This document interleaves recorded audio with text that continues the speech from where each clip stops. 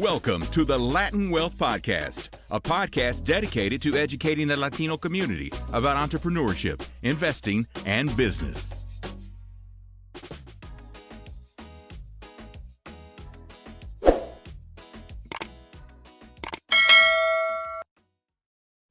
Yo, what's going on, Latin Wealth family? Welcome to another episode to Wealth Wednesday, a weekly podcast episode hosted by Latinos for Latinos out there that want to know more about trending news, trending topics, and just things that are going on in our community. So with that being said, some of the topics that we're going to dive into today is number one, we're going to dive into the recent crypto meltdown and how has it hurt the Black and brown community.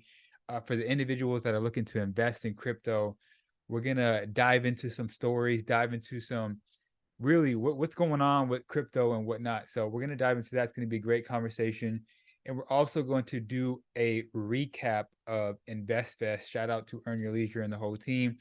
I just got back from InvestFest, so I wanted to kind of give you guys some gems and some things that I learned from being in that environment, just being around a bunch of different people.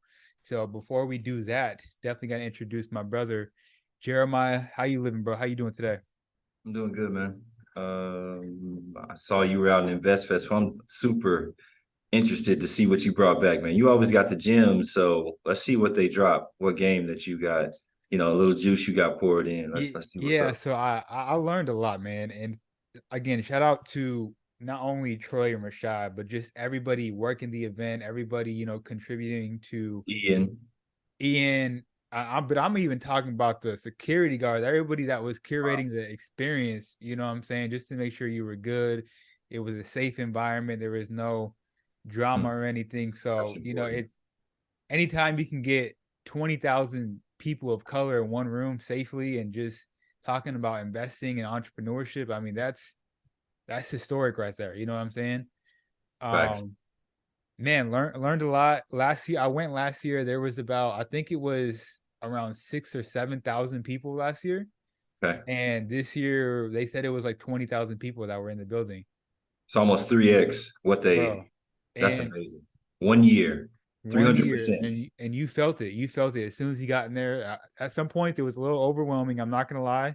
Just trying to like navigate and find like the different stages and was it the space? Was it the space or the timing? Like the organization? It was the space, honestly, bro. They were too big for the space. Wow. Honestly. So that's why I met you, man. And I was like, I was talking to you before we hit record. I was like, yo, like to me, if they want to get any bigger, it's like a stadium next, because most stadiums can't even fit 20,000 people. I think that's true. The Forum or something like that, they can't fit 20,000. They fit like 16 or something. So I don't know, man. It was overall, besides that, I mean, that wasn't even a big deal at all. But, it was great experience. So essentially how they had it set up was they had 3 different just huge rooms. First room was like the main stage where a bunch of people would be sitting in there. They had screens everywhere and they had some of the biggest names on that stage. Then you go, into the next room and it was like the vendor area. So if you have, a booth, if you have things you want to sell, this would be a good opportunity for you to pick up one of those vendor booths and just, interact with everybody in there.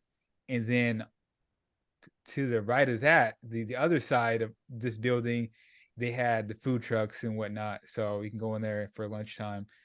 But no, it was super dope. I was there supporting my boy Xavier Miller. He was on one of the stages doing a live podcast. So I really went out there to help him out, but also to get in the room and to network and whatnot. So a couple high level things that I learned from being at InvestFest. So the first speaker I actually heard after like I got myself settled and like figured out what was going on was Diddy. Wow.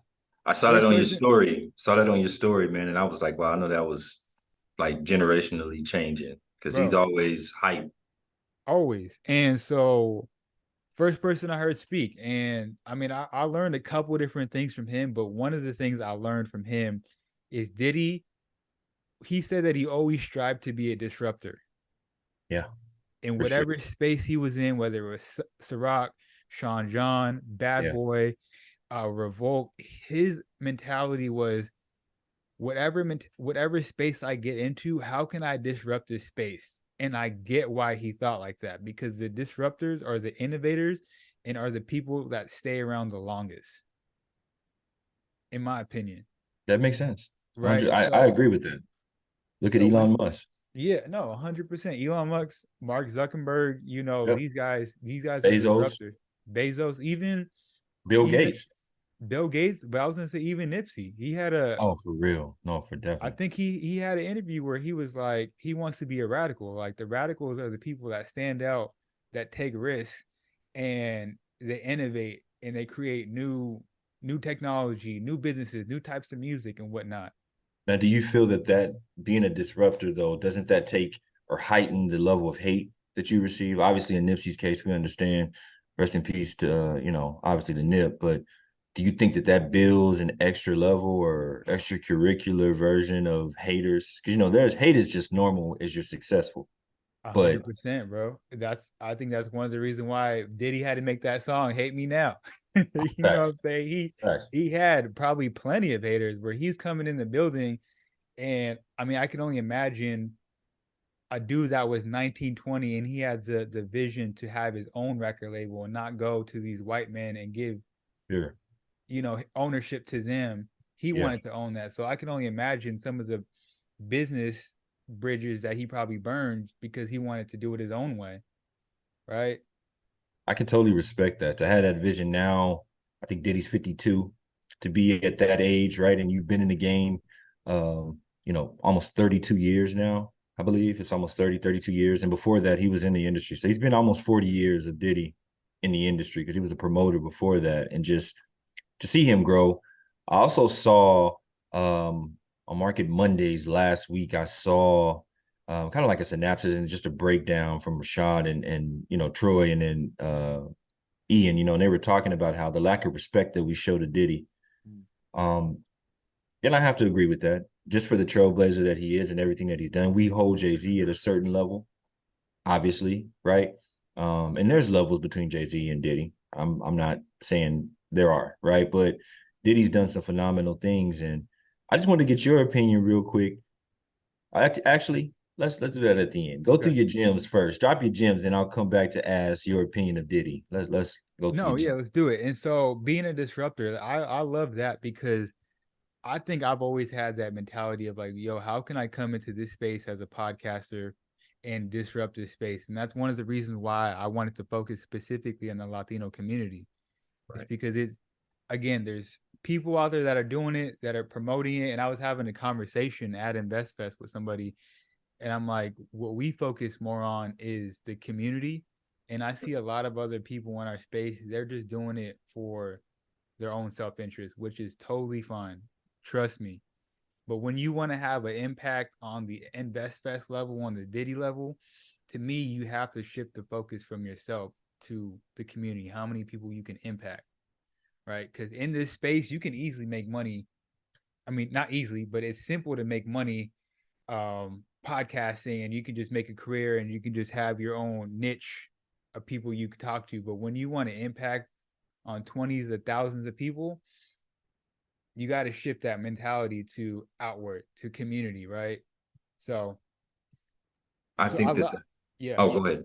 No, I was just gonna say that's being a disruptor, like coming in this space and figuring out how I can disrupt. How can I, and not like in a way where you're gonna generate hate. You might generate hate, but in a way I think that's inevitable. I don't think you can avoid that.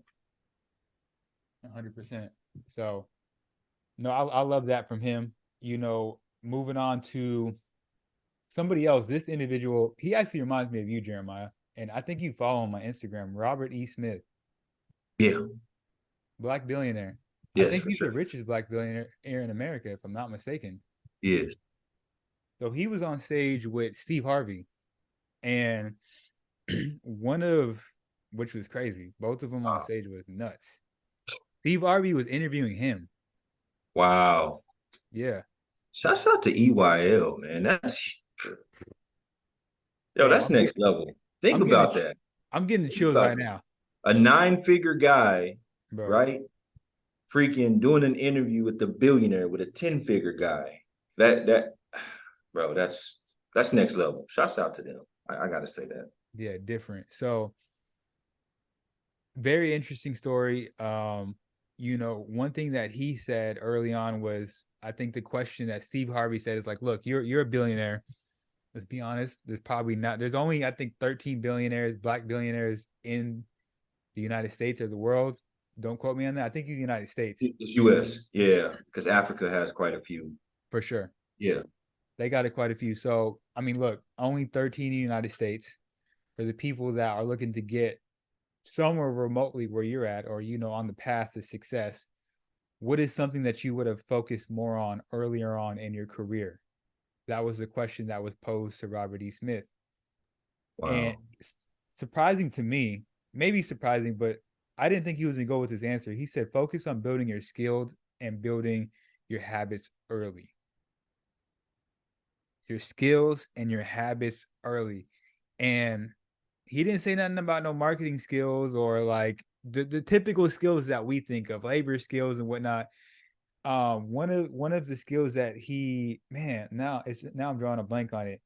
I'm gonna get it right now. But look, he said focus on building your skills, and one of the skills that he brought up was like deductive reasoning and critical thinking, those type of skills. Yep. I bet I had to find it. So no, that was phenomenal. So when he says focus on building your skills and building your habits, it's not only your daily habit, but he also mentioned like treating yourself correctly, your mental and your physical. So what are you putting into your body? How are you treating your mind? How are you treating your body? Like, these are things that he was talking about. He said he would spend more time on if he was younger. And that's amazing to me, because that is somebody that I wasn't there at InvestFest, but that doesn't surprise me, because most of the people that I follow and the people that I, like, okay, I could see this person, this or this, those are just fundamental aspects, right, of the way that they got to where they are. Critical thinking, right, being a free thinker, right, being a disruptor, as you said, being a free thinker and just thinking outside the box and then figuring out how to get there. Instead of seeing always a problem, find a solution and just see things that come. Remember, we said we said this on a while back, but let things be challenges. Yeah. Don't let them be problems. Just let them be challenges. And once you figure it, that just builds, your character. So I agree with that 100%. And that's how I think. I'm big on the, in our group, I'm talking about vitamins and things like stuff that just people are like, I'm like, it makes a difference. Look, if we're trying to get 1% better, if you look at all the greats, they're looking for every single way to maximize their day or to just have that edge, that slight edge over the next person. Even if it's like, yo, I take these 13 vitamins and it makes me 1%. If it wants 1 second faster, I'm going to do it. It's 1 second. I'm going to take it. Like, if I get that, if I have this aspect of my health that leads to a clear mind is like literally priceless, because the thought process and the ideas that you see when you're not like myopic thinking, right, and tunnel vision, and when you're open to seeing everything, it's amazing the ideas that you come across. You're like, oh man, I see that every day and I never thought about it. So yeah, those things are important. Yep. And then after that, Steve Harvey asked Robert E. Smith, like, yo, because he started off as I think a chemical engineer, some type of engineer. Same as me. Yeah, 100%. And he said his first job out of college he was making $30,000 a year, which was more than his dad made in his whole lifetime or something like that. So from that perspective, he was doing well from that perspective. But Steve Harvey asked him, like, talk about being open to change and not being stuck on yourself, which to me was huge. Because if Robert would have been stuck on himself, been stuck in the mindset like, yo, I'm more successful than anybody in my family, he would have never became a billionaire. It's true. So that was another thing I stuck out, was just the ability to adapt, to change. If there's a potential problem and you can solve it, be open to pivoting and going in that direction. I think a lot of times when you and I talk, right, and we talk about, this is just like off air. I'm giving you guys a little insight to me. Me and Chris's relationship is different. You know, I would say I don't want to push it, but it's like big bro, little bro, it's brothers. And so we like, bro, think this or this. But when we have our conversations, I know a lot of times you're like, man, you intense. Like I know because like a lot of the stuff I say is maybe it's kind of direct or something. But I think that, and I'll ask you this, hearing that from Robert Smith, did you kind of get it? And you were like, oh, I see what you know what I mean? Like I know you get it, but then hearing it from someone that's super successful, does it kind of like put those, the puzzle pieces together? Like when I'm like, bro, that's not good enough. Or, we got to do like, you know what I mean? Like some people are like, dude, just chill. Yeah, no, it does. I think it definitely does. I think I'm definitely one of the people that I feel like I'm a good listener. So when Most people definitely. say something, I'm gonna do my best to Most apply it if needed. And look, let's be honest. Sometimes you do hear from somebody else, and you're like, okay, I've heard this before. I need to apply it. And one of the things that he was even talking about, like going back to the habit situation, one of his habits that he developed was outwork everybody. Outwork everybody mindset. That was his mindset early on. That's one of the habits he developed, was having that outwork everybody mindset. Now I didn't go to InvestFest, You so didn't I'm go. I'm just you, and obviously I don't know Robert Smith, but that's my thing, because you like, bro, I just not like, I'm just gonna outwork everybody. Everybody's chilling. I'm still working. I'm still grinding. I know that it's gonna come because I'm working and I'm grinding. I'm putting in that effort. It's inevitable that success comes because that's just the way it works. That's a universal law. So for sure, 100%. I got two more. let's hear it. So next one, this one wasn't from anybody individually, but it was from me walking around the vendor area and seeing our people selling to one another and whatnot, promoting their services. Okay. This one is always always add value first and ask later. Yep. The reason why I say that is because, again, I'm not trying to be disrespectful, but you see these guys walking around with these backpacks, and these backpacks, they got the lights on it, and it's promoting their business, and it's just looks kind of cheesy to me. Yeah. You got people just handing out their business card. Like somebody hand me their business card. I'm like, what is this? I'm like, what are you handing me? Like, I don't even know what you just handing me stuff. All right, I'm gonna put it in my back pocket and throw it away later. But for the people that took the time and was like, yo, I know who you are, or even like, yo, what's your name? What do you do? Okay, dope. This is what we do. This is how we're trying to help out. I pay attention to those type of people, and I'm willing to connect with those people, follow them, or support them in any way possible. So I always say, like in business, add value first, and then make that ask later. Ask for that sell later. Like there's this, yeah, it was just crazy. Like there was this guy that was trying to get on stage, and it was funny because the person on stage was like, okay, I'm gonna give you your opportunity right now. Give the people a gem, and I'll let you promote your business. And the dude was like, all right, I got you. He just started promoting his business. And so she was like, nah, get up out of here. Like, security, get him out of here. And so she was like, this is why you need to take advantage and take yourself serious, take your business serious, because that could have been an opportunity for you. If you would have dropped some game on what you do in your business, you probably could have got some clients from just, you know what I'm saying, being on stage or whatever. But long story short, a lot of people, they have this mentality where they just want to take. They just want to promote. They just want you to buy. But like, what type of value are you providing? Like, what are you know what I'm saying? I agree. I find that funny because if you're at InvestFest, you obviously or most likely are a follower of somewhere around the following EYL, right? It's their event. And one of the things that Rashad, right, and Troy and Ian spoke about before getting there, they told people how to come to the event. They told them, have your pitch ready, have your deck ready, be prepared, because you never know when your moment comes. If Diddy walked up to you and said, tell me what you got going on, you got to have that thing together, or at least could say, Diddy, what's your assistant's email? I'm going to email it right now. Right. Or let me hit with the NFT, right? Like, let me just hit with the phone tap and I'll pass the deck right to your guy right here. You got to be ready. And so with that being said, obviously people weren't paying attention, and you just never know when your time. You got to be ready. You can't be. Look at that squandered opportunity. 20,000. There was thousands of people like listening, and he just came to the side of the stage like damn near security should have just pulled him, but the lady was like, no. She gave him a chance.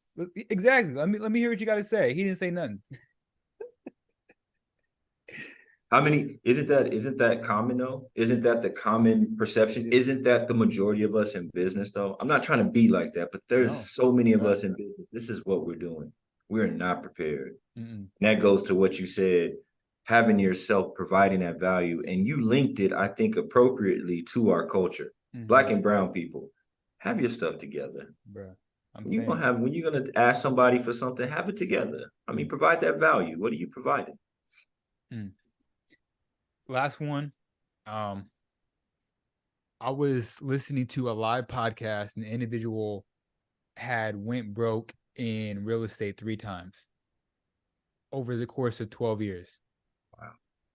Went dead broke 3 times over the course of 12 years in real estate, still was persistent, still like made it out. And obviously he was on stage and he was telling his story. And the thing that stuck out to me from him is you have to truly bet on yourself. Because when we have opportunities of, yo, I can take your money, you give me $30,000, I'll flip it for you, and I'll make you your money back. We're willing to do it. Or if you let me collaborate with you, I'll take your brand to the next level. We'll do it. But we're not willing to do that for ourselves. We're not, we're kind of like, it's kind of like, a safety net when somebody else comes in and they say they can take your money and flip it. It was what he was essentially saying. But when you really want to get it out the mud and you really bet on yourself and you put up your own money, your own time, your own assets to get you where you want to be, that's when you'll win. And he said that's what helped him get past that third L, was like really betting on himself. And there were some other things there as well, like the education piece, but truly betting on yourself. Very important. I do feel like we posted something. You and I spoke about this. This ties to what we said. Maybe it was 4 or 5 episodes ago, but we speak about it all the time. Taking the long road, right? You and I taking the approach that we've taken and saying that we're going to bet on Wealth Wednesdays. We're going to bet on Latin Wealth overall, the platform, right? We're going to bet on it. And being by that, because we're not taking the cheap way out, right? We're not taking any shortcuts. We're not taking any of that. So I kind of like tie that to it. I tie that to my business as well. Like, my separate business, I'm the same way. People always try to give me gimmicks and stuff that you could do and do this and do that. And I'm like, nah, I'm taking the long road, and I'm okay with that. I'm okay with building it. And because I'll know every single brick, the way it was laid, how it was the angle, and then I can go and tell and provide that information to others to help them build theirs. So 100%. Love that. So those are my 5. Look, I can probably be here all day talking about what I learned, but those are like the 5 that stood out to me. And those are, look, they're high level. Some of it there's not really like step by step, but these are things that I know I can immediately apply to my life and start taking steps towards. For sure. I think that people, hopefully they had their pens and pencils out, man, taking those notes. I know you're going to list them for them, but yeah, for sure. All 5 of those lead you in a direction. And you heard this from a few of them, from very influential people that have already scaled, right, and built it up. And just the things that you notice about, obviously, have your stuff together and be prepared, providing the value first. That's just a life lesson. And so all these things are going to help people to get them to another level if you apply it, right? We're always talking about the 1% increase. That's going to give that 1%. 100%. Any questions about Diddy? I know you said he had a question. I was just going to say, I'll probably have to ask it offline, but okay. We keep going. We keep going. Question. Yeah. Look, we have a couple more minutes. We want to dive into this real quick. This article was sent to me by Jeremiah. Phenomenal article. Basically, the title of the article was "The Crypto Meltdown Has Hurt Black and Latino Investors Who Are Attracted to Building Wealth Outside of Traditional System." All right. So typically, as of recently, Black and brown communities have been drawn to the idea of cryptocurrency as a pathway to wealth building, opposed to the traditional financial system, right? With the traditional financial system has had a long history of racial discrimination, indifferences, and just weren't really built in our favor, weren't really built for us, right? And with the recent bank failures and crypto companies going bankrupt and whatnot, and also a major pullback in the market, a lot of people that have been investing and really been putting their life savings on the line for crypto haven't recovered their investments, right? And we kind of been in a downward slump with crypto as far as the market goes for a minute now. So I can only imagine for the people, there's been a couple people that said, and I'm like quoting directly what the article says, some people said they bet all they had. They hoped it would change their life. Somebody said I was a rookie. You know what I'm saying? Somebody said they invested their savings twice into whatever it was. They didn't say exactly what it was, but very interesting article. It was really an article about interviewing different people and seeing how this market has affected them and really how it's affected our community. And it's unfortunate to see this happen, right? I think in a lot of cases, this article kind of ties to our lack of wanting to do our due diligence. We spoke on that last week, right? Last week. Actually wanting to take the time to research, dig in, learn about the investment itself, learn why it's been, successful or not successful, or learn what it is, right? I think that's a big piece of everything. Us as a culture, Black and brown, we like easy ways, right? These are things that we like. We like it now, instant gratification, not thinking about the long haul, right? And so I think that plays into this whole aspect, because crypto is a very volatile situation, and you should never go into it. I tell people all the time, learn your tokenomics, right? Learn the economics behind the tokens and the coins. So learn those, because if you don't, you're putting yourself in a crazy situation. Because I think I said this one day, and I think we were talking about crypto, but the markets never close. So while you're sleeping, you could be losing your whole entire everything, So yeah. And you gave some advice one time. You said never invest anything more than what you're willing to lose. So that's 100%. Called your risk tolerance. 100%. You got to assess. You said this person invested with the article, right? Invested their savings twice over. Like the first time wasn't enough, so I did it again and I lost again. And it's like, bro, I don't, that's insanity. But we got to get out of that mindset of like, it's to a point where we're just gambling our money. It is. And it's a high stakes gamble. It's not even. Casinos are better. Casinos, you have a better probability of winning because you're actually controlling the lever on the slot machine. You're rolling the dice. Your brain is thinking of blackjack. Like, you actually have a higher probability of success at a casino than you do at crypto. And it's crazy because we're not trying to scare people away from crypto. Jeremiah just said to learn your tokenomics, to do your due diligence. We spoke about a lot of this on last week's episode. But what I was also going to say is it's crazy because they know how to target the Black and brown community.